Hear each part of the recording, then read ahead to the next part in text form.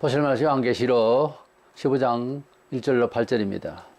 또 하늘에 크고 이상한 다른 이적을 보매 일곱 천사가 일곱 재앙을 가졌으니 곧 마지막 재앙이라. 하나님의 진노가 이것으로 마치리로다. 또 내가 보니 불이 섞인 유리 바다 같은 것이 있고 짐승과 그의 우상과 그의 이름의 수를 이기고 벗어난 자들이 유리 바닷가에 서서 하나님의 검은걸 가지고 하나님 종 모세의 노래 어린 양의 노래를 불러 이르되 주 하나님 곧 전능하신 이시여 하시는 일이 크고 놀라우시도다. 만국의 왕이시여 주에게 어렵고 참되시도다. 주여 누가 주의 이름을 들어가지 아니하며 영화롭게 하지 아니하오리이까 오직 주만 거룩하시니이다. 주의 어려우신 일이 나타났음에 만국이 와서 주께 경배하리이다 하더라. 또 일 후에 내가 보니 하늘의 정거장막의 성전이 열리며 일곱 재앙을 가진 일곱 천사가 성전으로부터 나와 맑고 빛난 세마포 옷을 입고 가슴에 금띠를 띠고 내 생물 중에 하나가 영원토록 살아계신 하나님의 진노를 가득히 담은 금 대접 일곱을 그 일곱 천사들에게 주니 하나님의 영광과 능력으로 말미암아 성전에 연기가 가득 차매 일곱 천사의 일곱 재앙이 마치기까지는 성전에 능히 들어갈 자가 없더라. 아멘. 이스라엘이 애굽에서 400년의 생활을 청산을 하고 하나님의 은혜와 인도로서 출애굽을 했습니다. 출애굽을 하고 난 뒤에 곧바로 하나님께 구원을 찬양하는 것이 출애굽기 15장입니다. 사도 바울은 많은 그리스도에 대한 증언을 하면서 소망에 대한 말을 하고 그래서 신약의 절반을 쓰면서 그가 가장 스스로 아마 감탄하고 꼭 하고 싶은 얘기 오늘 15장의 부활장입니다.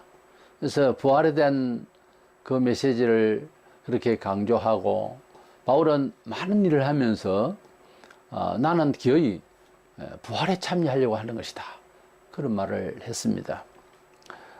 그리스도인이 예수를 믿는 것은 정말 구원을 받기 위함인데 기독교의 구원의 메시지의 완전한 목적은 요한복음 6장 40절에 예수께서 이 세상에 오신 것은 우리를 하여금은 예수님을 구주로 믿어서 이제 구원을 받아서 영생을 얻는 이것이 하나님 아버지께서 예수님을 세상에 주신 목적이라 그렇게 말씀하셨습니다.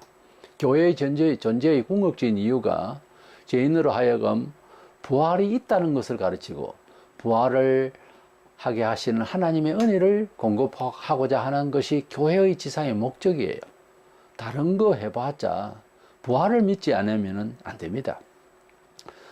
이래서 이 본문은 대환란의 그 마지막 장면인 16, 17, 18장에 일곱 대접재앙, 그러니까 마지막 나팔재앙이 있기 직전에 신구약 백성들이 함께 합창을 하는 그런 내용입니다. 이래서 신구약 성도의 찬송이라는 주제로 말씀을 나누고자 하는데 이것은 주님께서 신구약 백성들 다 부활시켜서 주님을 만나게 되는 그런 이제 내용을 미리 환상으로 보여주신 것입니다. 먼저는 마지막 재앙인 나팔재앙의 그 내용이 앞에 많은 재앙들이 이제 소개가 되었는데 그보다 더한 것은 더 이상 세상을 심판할 더 이상 재앙을 내릴 것이 없는 그런 마지막 완전한 재앙을 말합니다. 이 세상의 완전한 심판을 말합니다. 이런 경우에 성경을 읽는 우리나 또는 그때 당시에 살 그런 성도들을 위해서 하나님께서는 반드시 우리를 구원하실 테니 두려워 말라는 그런 삽입장으로서 환상을 주신 것입니다. 우리가 무슨 큰 일을 해내거나 큰 일 생각도 안 하고 자그마한 생각으로 사는 사람은 그런 일도 없습니다만 큰 일을 생각하고 비전이 높을수록 시험이 들어요. 예수를 잘 믿으면 부자가 된다. 이런 말이 긍정 마인드가 들어와가지고 그동안에 많은 사람들이 젖어서 예수를 믿으면 무조건 세상적으로 잘 된다. 이렇게만 생각을 하는데 예수를 믿으려면 잘 믿어야 되지 않겠어요?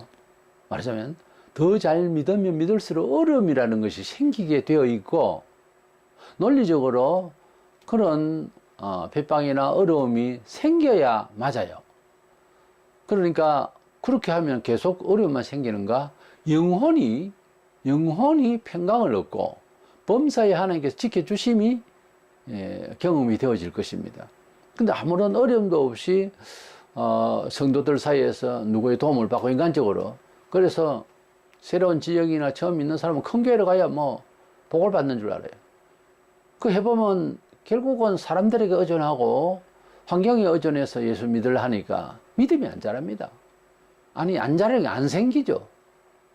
그래서 그 인본적인 것을 가지고서 뭐 좀 잘 되면 복을 받았다는 그런 소리만 하는데, 하나님께서 그런 식으로 꼭 할 것 같으면 예수님께서 메시아 역할을 해도 왕궁을 지어놓고 대단하게 해버리죠 뭐. 아니면 사도들이라도 집을 100채씩 주고 기적을 통해서 헌금하는 걸 좀 챙기고 그렇게 하도록 하죠. 근데 그게 아니에요. 앞서 본 2장 3장의 아시아 7교회 보면 믿음이 참 좋은 스무나와 빌라델피아 교회는 칭찬만 있습니다.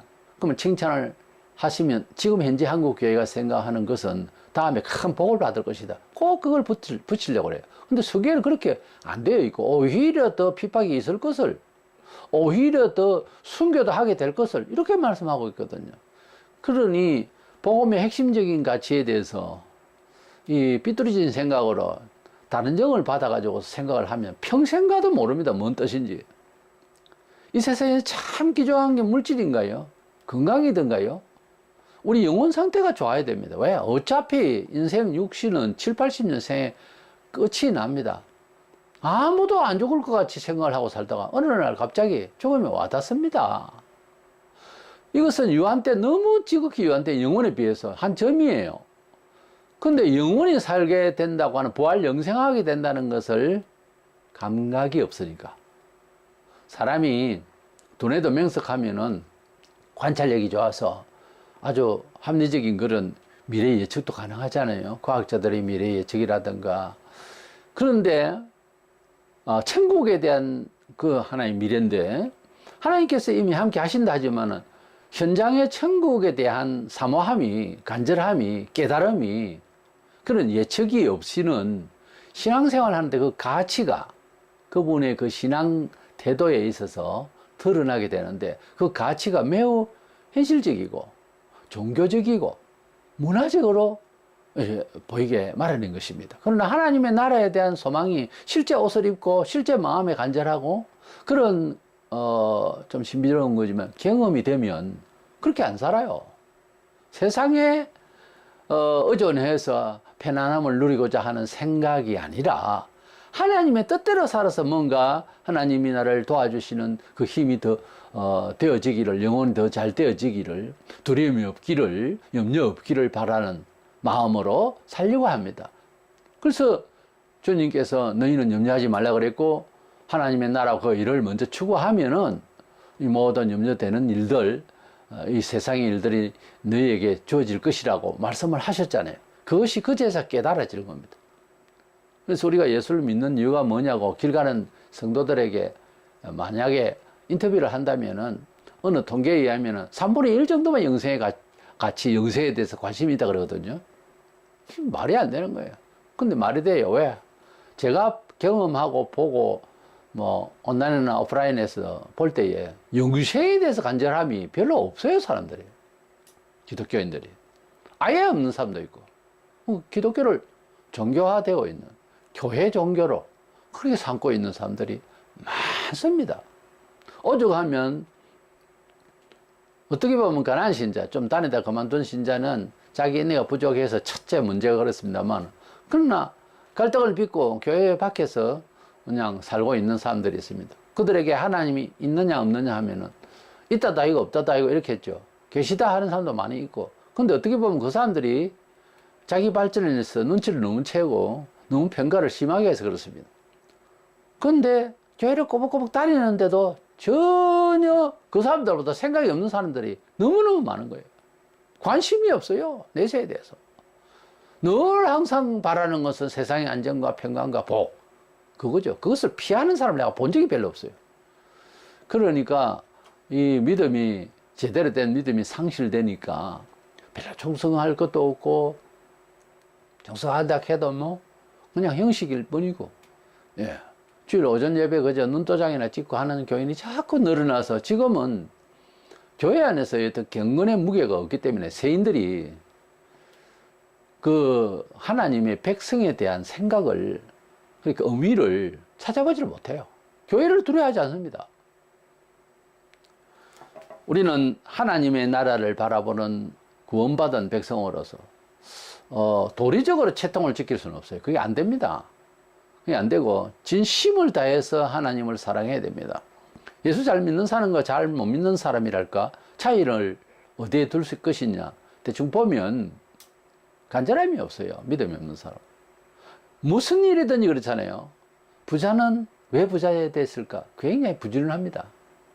부자치고 부지런하지 않는 사람이 없어요. 가난하다. 물론 어려움이 있겠죠. 그러나 게을러요. 독하지 않다고, 사람이.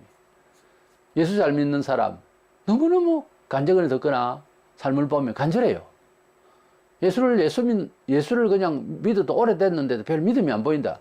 태만해요. 그걸 변명을 할 수가 없어요. 인지라도 간절해야 됩니다. 구절구절 하나님 말씀 안에서 내가 이러한 사람이 되어야 될 텐데, 이런 간절함이 있으면 자연히 겸손해지고, 사람 대 사람 사이가 아니고, 자연히 하나님 앞에서 무릎을 꿇게 되고, 자연히 간절해지고, 자연히 주의 뜻을 알고자 간절해지고, 그렇습니다. 그러다 보면 어느새 믿음이 좋아져요. 말세가 되면 환란이, 핍박이, 그리고 경제활동, 그리고 정치, 문화, 모든 것들이 예수 믿겠다는 생각을, 더 잘 믿겠다는 생각을 가지기에 더 어려워집니다. 갈수록. 그런 와중에 계시록에는 7인 7나팔 7대접장이 쭉 나오는데, 제일 마지막 7대접장을 앞두고, 마지막 나팔장이죠. 하나님의 진노가 얼마나 무서운지 세상을 끝장을 내버립니다. 불러서 다 태운다고요. 이런 상황에서 2절과 8절에 보니까 불이 섞인 유리바다가 주의 전 앞에 있고, 성도들이 그것을 통과하고 난 뒤에 가는 것으로, 그런 그림이 나옵니다. 이 성전 앞에서, 하나님의 성전 앞에 불이 섞인 유리바다입니다. 이런 그 내용이 뭘까? 이것은 이제 2절과 8절을 함께 읽어야 되는데, 보면은 마지막 대환란이 다 통과하고 난 뒤에, 다 지나고 난 뒤에 성전에 입성할 것이다 하는 그런 의미입니다. 이것이 다른 뜻이 아니고요. 근데 그 성전 앞에 물방울을 뜻하는 유리바다가, 이렇게 불 섞인 유리바다가 있었는데, 그 장면은 구약의 성막 앞에 물두멍이라는 것이 있었습니다. 이제 성막에 이제 하나님 앞에 나아갈 때는 몸과 마음과 정성이 다 성결해야 된다 하는 이런 의미로서 제사장이 직무를 수행할 때, 그러니까 제물을 다루고 할 때 손발을 씻고 이제 거기에서 깨끗하게 하기 위해서 그 물두멍을 둥그란 이제 물두멍을 만드는 그것은 여성들이 사용하던 그 거울, 그때 당시에는 유리가 아니고 이제 녹거울입니다. 녹거울로 그 큰 것을 만들었습니다. 근데 물두멍에 나무로도 할 수 있고요. 여러 가지 할 수가 있는데, 거울로 사용하던 것을 가지고서 모아서 그것을 만들었는데, 이것은 우리 얼굴을 보기 위한 거울이잖아요. 이 거울을 가지고서 물두멍을 만들고 거기에 물을 넣은 것은 씻으면서 우리 마음을 씻으라는 건 뜻이죠. 얼굴을 보듯이 내 마음을 하나님 앞에 성결하게 해서 하나님 앞에 나아가라, 그런 의미로 볼 수가 있습니다. 그래서 마지막 때의 환란은 어쩌면 성도들도 그 대환란을 보면서 우리가 회개하고, 진짜 마지막으로라도 회개하고 성결해서 하나님 나라에 들어갈 수 있도록 하라는 그런 의미가 있어요. 물론 하나님 택하신 백성님이 믿음이 주어졌습니다만은, 범사에 우리가 개인적으로 무슨 문제가 생기거나 어려움이 올 때는 이거는 불 섞인 유리바다와 같은 것이다, 이것을 통과해야 된다, 이런 마음으로 전진을 하는 것이 옳습니다. 요한복음 15장 3절에 보면 너희는 내가 일러준 말로 이미 깨끗하여졌으니, 예수님께서는 사도들에게 말씀하시고 그들을 깨끗하게 하셨다고 그랬습니다. 요한 1서 1장 9절에 이는 곧 물로 씻어 말씀으로 깨끗하게 하사 거룩하게 하시고 구별되게 하시고 말이에요. 그러니까 예수님의 말씀을 통하여 또 우리가 보고 있는 성경을 통해서 우리 영혼이 씻음을 받았고 깨끗해졌다 이거예요. 하나님의 말씀은 다른 말로는 물로서 비유돼서 깨끗하게 하시는 말씀이다. 하나님의 말씀을 읽고 들었는데 사회에 나가서 죄를 짓고 더러운 행위를 하면 그거는 말씀의 효과를 지금 받아보지를 못한 사람입니다. 하나님 말씀을 들을 때에 우리 영혼이 간절하고 마음을 내려놓고 주의 뜻을 그대로 수용하면서 살겠노라고 생각을 하면 영혼이 맑아지고 깨끗함을 받게 되는 것을 사실은 경험까지 합니다. 어떤 경험의 단계가 있어요. 그러면은 기쁘고 영혼이 가벼워지고 염려가 사라지고 희한한 그 경험의 세계가 반드시 필요합니다. 성경을 책상머리에서 학문적으로 읽으니까 믿음이 없어져요. 19세기 말부터 인본주의 신학이 범람해서 사람들이 하나님의 말씀을 보면은 뭐 우리 한글로는 국문학적으로 읽는 거예요. 그래서 그 내용에 내 마음이 유쾌해지고 영혼이 속죄함을 받아서 찬양을 하고 하는 이런 이제 간절함이 없고 그냥 이것을 윗줄과 아랫줄에 어떤 관계, 상관관계라든지 학문적으로 읽으라 하니까 은행 안 되는 거예요. 그 뭐 성구를 외운다 하는 것도 그냥 줄줄줄 외우면 참 좋게 하지만은 그 말씀이 우리 몸에 작용을 해야 됩니다. 우리 인생에 큰 중대사에 있어서 하나님의 말씀이 앞서서 딱 하나의 길을 제시해 주시는 그런 능력의 역사가 있어야지 하나님의 말씀을 그냥 읽는 사람도 많아요. 학자들도 많이 보거든요. 근데 이게 구원과 관련하고 우리 영혼과 관련하지 않으면은 그건 하나의 지식일 뿐이죠. 교회 와서 그렇게 고생하면서 지식 쌓으려고 하는 거예요. 아니지 않습니까? 8절에 7장이 마치기까지는 성전에 능히 들어갈 자가 없다 그랬잖아요. 7장, 즉 마지막 지향이 끝나고 난 뒤에 성도들이 하나님 나라에 입성할 것이다. 그런 뜻이죠. 그런데 뭐 4장에서 휴거를 했다는 둥, 12장의 여자는 교회라 하면서 억지를 부리면서 유대인인데 또 뭐 거기서 또 보호를 받아서 구원을 받았다는 둥, 별의별 소리를 다 해요.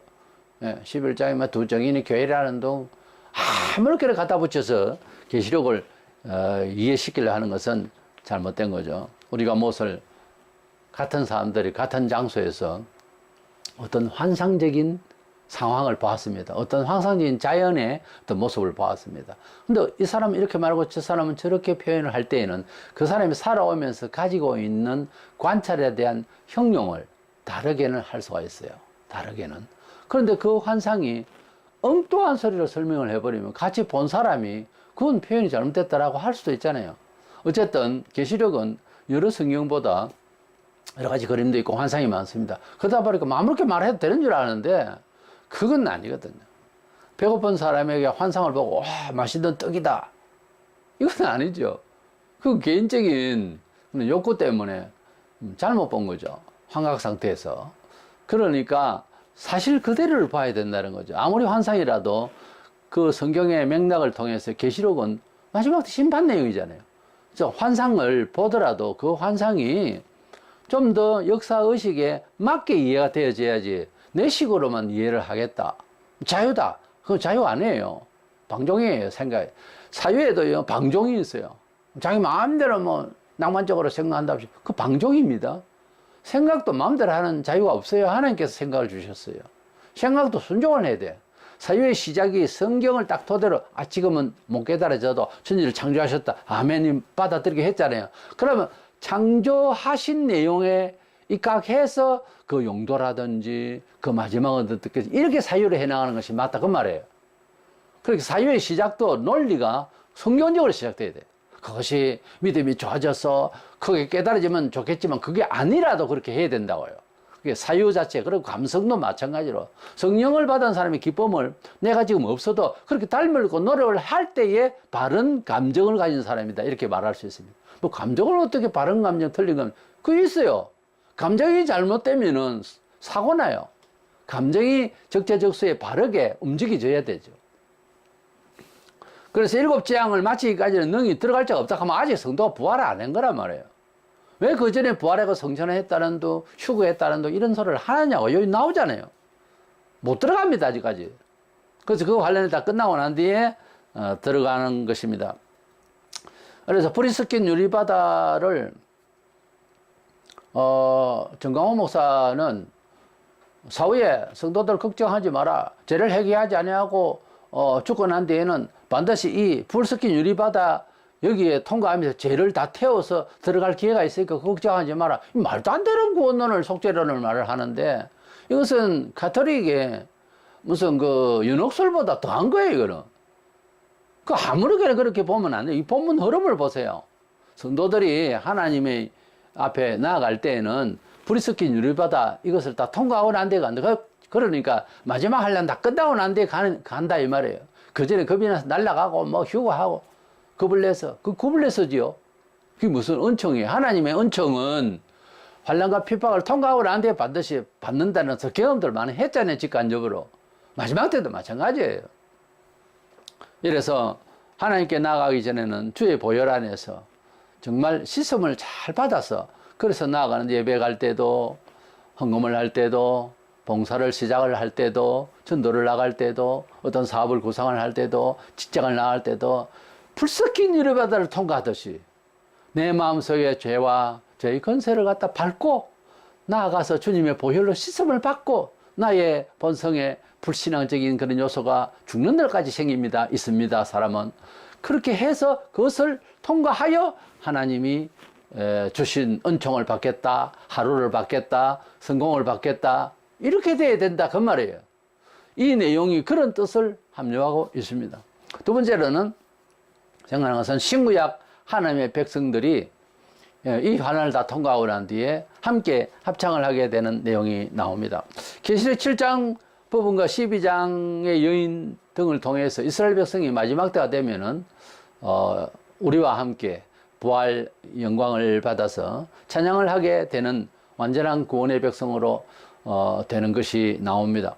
구약 백성들은 구약 성경에 천국이라는 단어가 하나도 없듯이 영생이라든지 내세에 대한 얘기는 이제 여러 차례 나옵니다. 구약에도. 근데 천국에 대한 명확한 글자도 없고 그렇게 생각을 하지 않습니다. 유대인들은 육신적인 하나님의 백성으로서의 표식이 이제 할례를 받는 거였잖아요. 그리고 그들이 뭐 전쟁을 하면 이기고 뭐 이러든지 복을 받는 것은 좀 물질적이고 이렇게 쭉 해오다가 광야 40년 동안 만나를 먹었듯이 메시아가 만나를 먹었듯이 하나님께서 이스라엘 백성들은 외적으로 이렇게 은총을 주셔서 그 관계성을 표현해 주셨습니다. 신약에 와서는 예수님께서 제자들에게 집을 뭐 백천에 천천 그게 아니고 심령이 가는 자는 복이 있는데 천국이 너희 것이며 하시면서 천국을 먼저 말씀을 하시고 회개하라 천국에 가서 천국의 선언이 먼저였어요.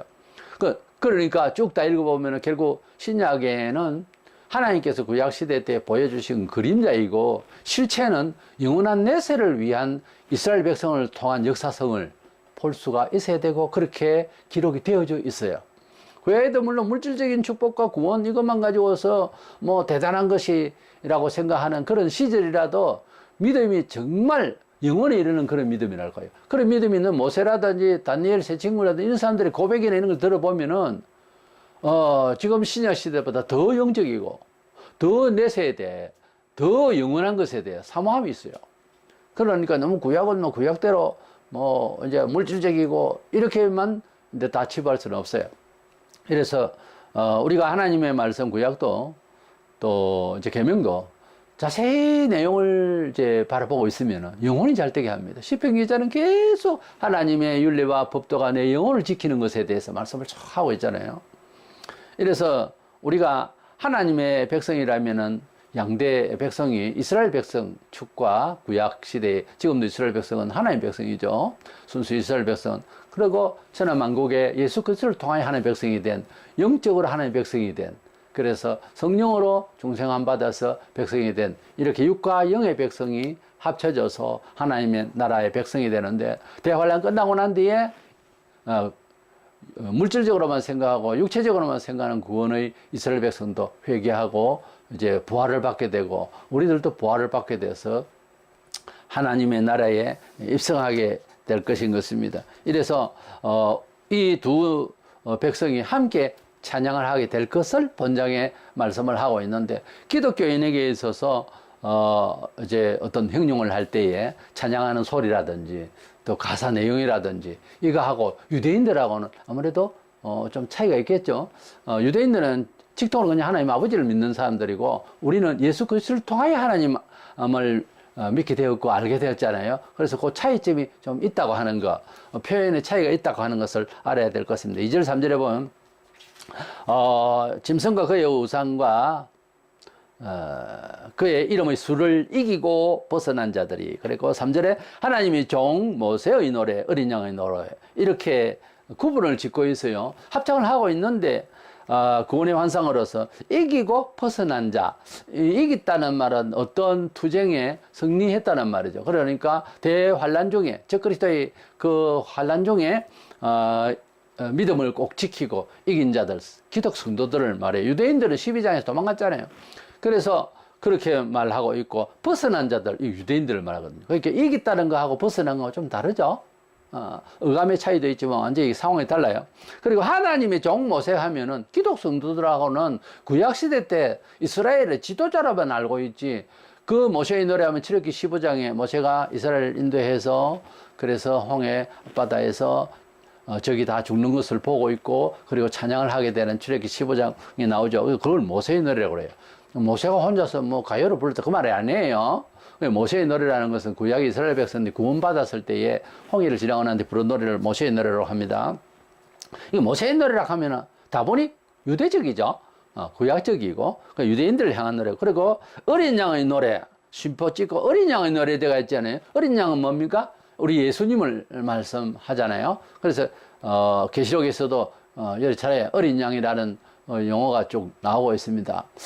세례 요한이 복음을 전할 때에, 예수를 전할 때에 세상 죄를 지고 가는 하나님의 어린 양을 보라, 그렇게 전했어요. 하나님의 어린 양은 구약시대 때 제물을 쓸 때에 양을 썼듯이 우리 예수님은 우리 죄를 위하여서 한 어린 양이 돼 세상 죄를 다 한꺼번에 지고 십자가에 돌아가신 그 내용이 어린 양이 희생의 제사가 되는 것 같은 그런 비유가 됩니다. 구약의 속죄의 방법에 그 반영을 해서, 그래서 예수님께서 그 속죄를 계속 형식적으로 하니까 예수님께서 오셔서 직접 양을 1000마리 만마리 해도 감당할 수 없는 그 거룩하신 몸으로 우리의 죄를 위하여 제물이 되셨다고 성경은 그렇게 말씀하고 있습니다. 이래서 이기고 벗어난 자들은 기독 성도로서 사상을 이겼다는 말이고, 적그리스도에 벗어난 자, 유대인들은 피해져서, 환란을 피해져서 벗어났다, 그런 뜻이고요. 또 모세의 노래는 유대인들이 구원을 받았을 때 부를 수 있는 찬송, 어린 양의 노래는 기독 성도가 부를 수 있는 찬송. 이래서 이기고 벗어난 자, 저 모세의 노래와 어린 양의 부를 이 유대인과 기독 성도들이 합창을 하는 내용이 본문에 나오는 것입니다. 우리가 세상을 이기기 위해서, 승리하기 위해서 성경은 하나님 백성이 일단 되면 세상을 이기는 자가 된다고 했는데, 그 이김이 어디에서 오느냐? 요한 1서 5장 4절에 대저 하나님께서 난 자마다 세상을 이기느니라. 세상을 이김은 이겼으니 우리의 믿음이니라고 그랬어요. 세상을 이긴 자, 그 짐승의 수를 이기고 그랬습니다. 즉 그리스도를 이긴다고 하는 것은 무슨 뭐 재력과 조직을 가지고서 이긴다, 안 됩니다. 그거는 어느 시대는 이제 교회가 어떤 활동을 할 때에 정치적 운동으로서 되는 것이 아니에요. 어떤 일을 하더라도, 사회 어떤 분야의 일을 하더라도, 또 어떤 정치에 관여를 한다 하더라도 하나님의 거룩을 상실하면 안 돼요. 하나님이 함께 하시면은 그저 뭐 재주가 별로 없는 것 같고 이래 해도 되어지고요. 하나님께서 마다하시면은 방식에 있어서 하나님의 뜻이 안 되면은 그 곤란한 겁니다. 예, 잘 안 되는 거예요. 우리가 하나님이 함께 하시면은 시각적으로 이기는 방법이 다릅니다. 다윗이 골리앗을 잡으러 갈 때에 골리앗의 그 덩치가 굉장하잖아요. 2m 넘고. 근데 그 존재를 바라보고 떨고 있을 때에 다윗은 믿음이 아주 강해 있었기 때문에 불신의 세계에 싸서 우습게 봤습니다. 그리고 몸매들은 자그만한데 그거 사람을 때린다는 것이 좀 어렵잖아요. 그런데 다윗의 눈에는 크로즈업이 되는 거예요. 이야, 이거 뭐, 골리앗 이거 되게 커서 잘 맞겠다, 이런 생각을 하게 되는 거예요. 그러니까 사람이 뭘 보면, 이제 이스라엘 백성들이 그래도 믿음이 지금 없고 부족한데, 여호수아 갈렙과 또 다른 사람들이 이제, 들어가야 할 가나안 땅을 갖다 탐지를 하고 돌아왔을 때에 보는 시각이 다른 거예요. 그들은 우리의 밥이라 이런 사람도 있는 거 하면은 그들은 뭐 너무 크고 대단해서 우리는 뭐 메뚜기보다 못하다. 뭐 이런 식으로 시각의 차이가 있는 거예요. 지금도 똑같습니다.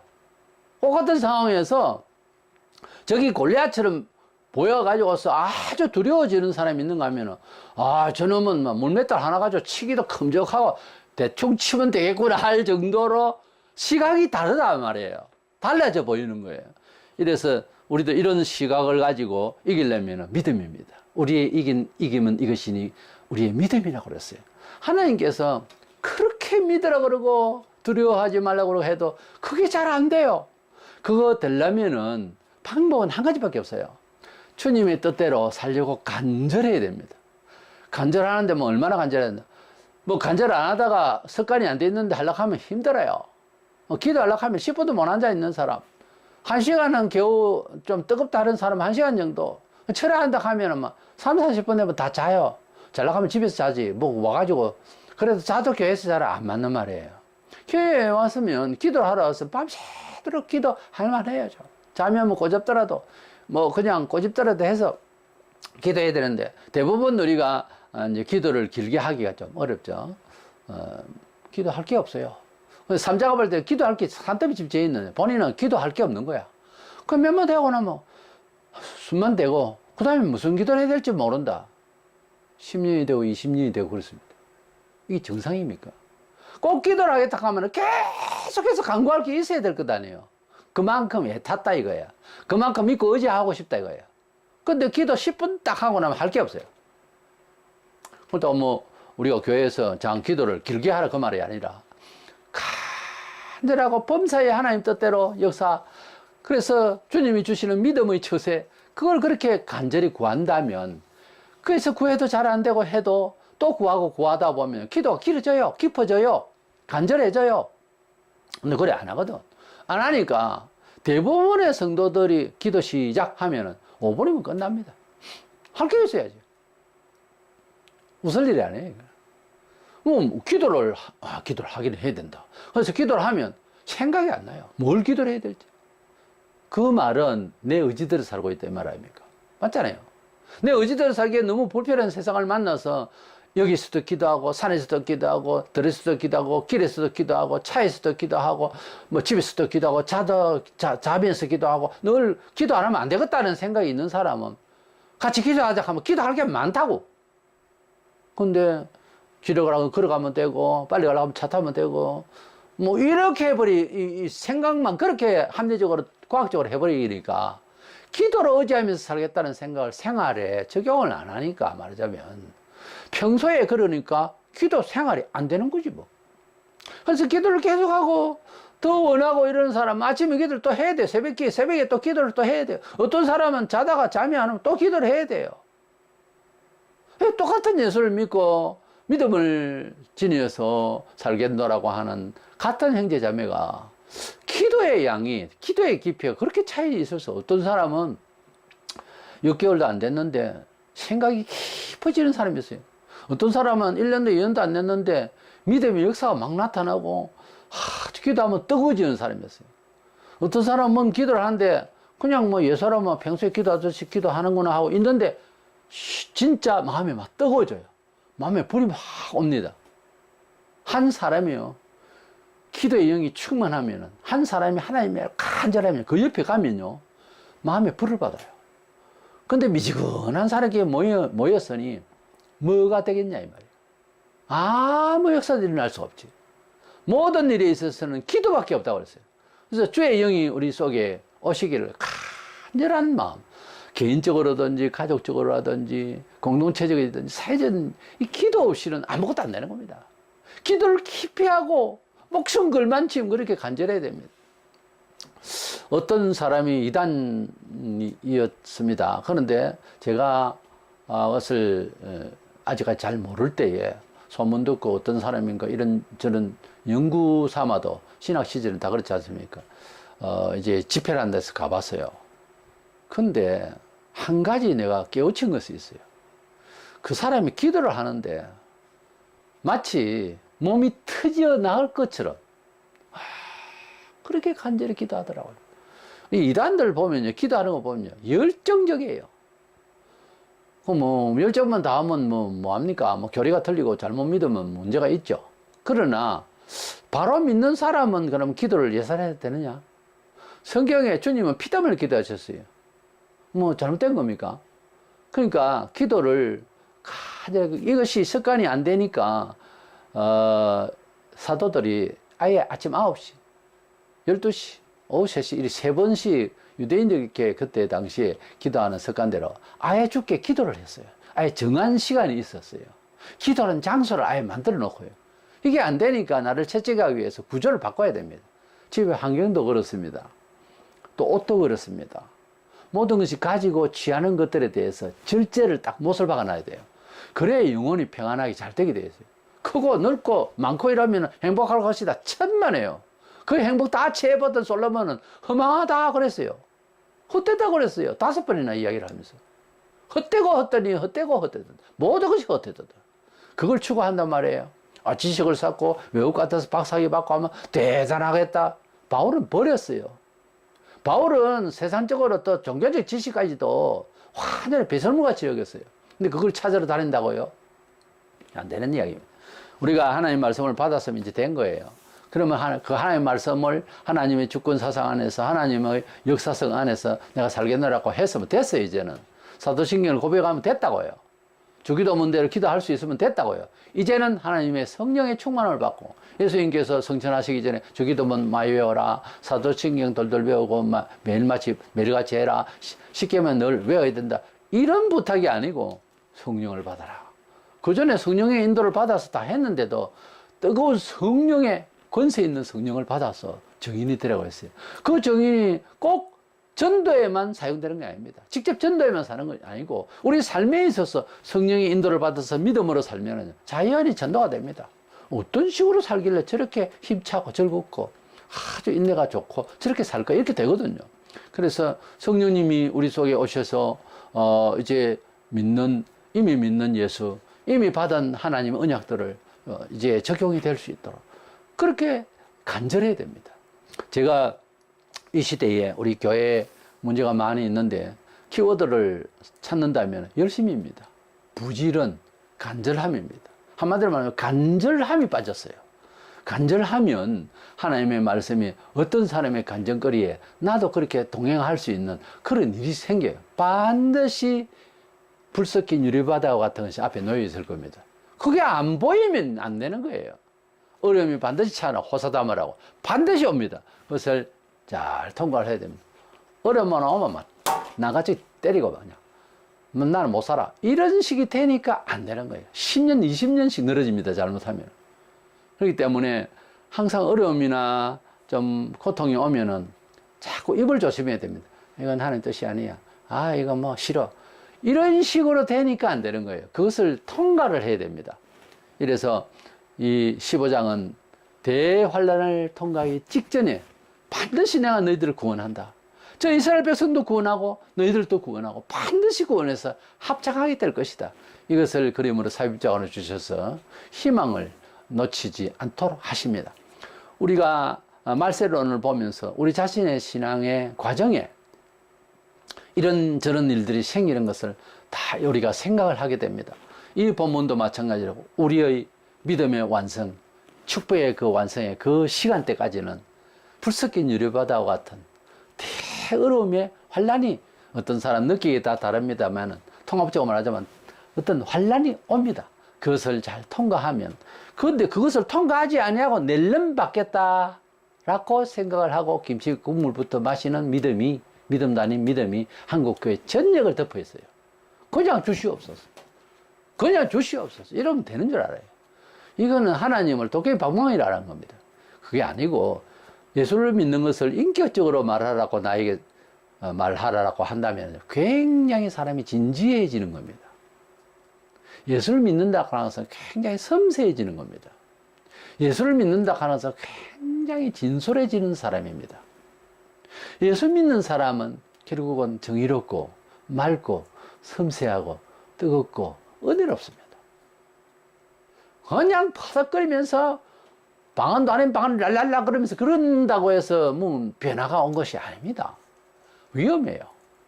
예수 믿는 것은 어떤 면에 있어서는 굉장히 차분해지는 겁니다.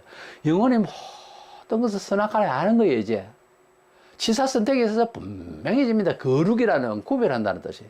반드시 하나님 것과 세속적인 것을 다 구별합니다. 같은 것이라도 하나님께 상향될 게 있고 하나님 앞에서 벌받아야 할 게 있습니다. 같은 물질과 같은 사건과 같은 일을 놓고도 같은 사람을 놓고도요. 그래서 그런 분석 능력이 그런 영분별이 임하는 겁니다. 믿는다면 해서 전혀 영분별이 안 되고 전혀 속과 속을 구별을 못한다면 그럼 믿는다고 할 수가 없어요. 믿음은 실질적으로 마음에 일어나는 역사의 실제성이 있습니다. 실제 효과가 있어요. 실제 초과학적입니다. 이 믿음을 우리가 간직하고 키워나가야 되는 거예요. 이래서 신구약 성도들의 합창을 통하여서 우리는 반드시 무슨 일이 와도 반드시 이런 공을 받는다. 이 내용을 우리가 보면서 오늘 이 시대에도 이 말세라서 많은 어려움이 있는데 반드시 우리는 통과하게 될 것이다. 이미 우리는 승리를 보장받은 사람이다. 뭐 그래서 우리는 이겼습니다. 이런 말들을 할 수 있어요. 우리는 승리를 보장받았으니까 이제는 영적 투쟁만 남았습니다. 그런 정말 귀한 마음을 가지고 믿음의 승리의 처수를 또 그런 처세의 정신을 가지고 살아서 이 시대를 어떤 일을 만나도 다 승리하고 또 성공적인 삶을 살 수 있기를 주의 이름으로 축원합니다.